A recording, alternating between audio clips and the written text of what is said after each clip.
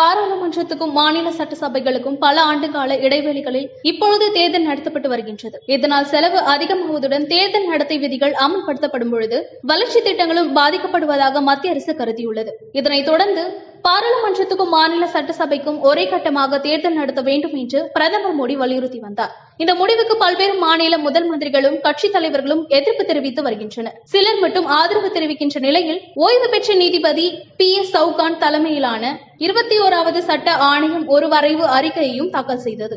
அதில் ஒரே நாடு ஒரே தேர்தல் திட்டத்தை அமல்படுத்தலாம் என பரிந்துரை செய்திருந்தது. இந்நிலையில் ஒரே நாடு ஒரே தேர்தல் திட்டத்தை அமல்படுத்துவதற்கான சாத்தியம் குறித்து ஆராய்வதற்கு முன்னாள் ஜனாதிபதி ராம்நாத் கோவிந்த் தலைமையில் கடந்த 2ஆம் தேதி சிறப்பு குழுவையும் மத்திய அரசு அமைத்தது.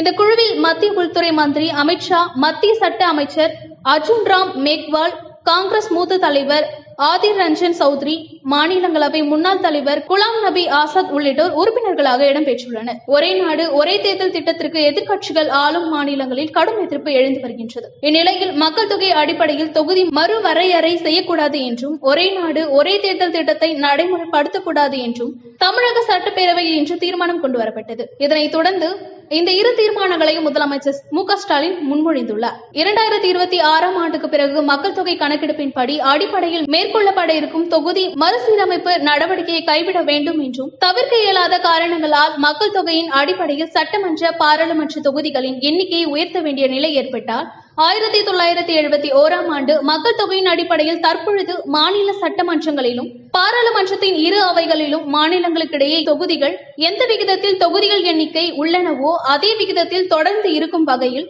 சட்ட திருத்தம் மேற்கொள்ள வேண்டும் என்று ஒன்றிய அரசு இப்பேரவை வலியுறுத்தியுள்ளது.